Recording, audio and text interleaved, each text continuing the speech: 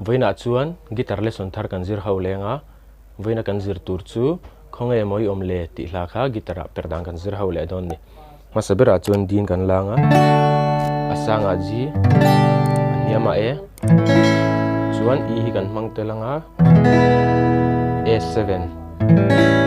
D7 khang ho kan mang don ni chuan strum dan hi che khat chau kan nei lenga chu chu down down up up down up aka kan zom le charanga bul tanga top thlengin down down up up down up down down up up down up ti khang kan strum don ni chuan a hla hi bul tanga top thleng ka sa chuak lenga uluk den lo ngai thlale don ni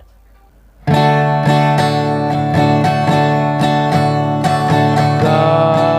hoi vela nang leya zuale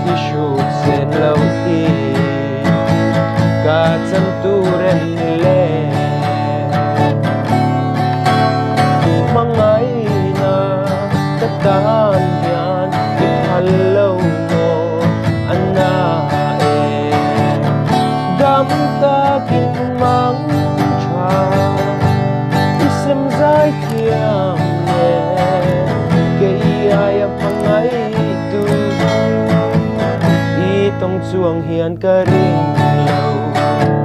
I tong chuang hian ka ring lo I tong chuang hian ka ring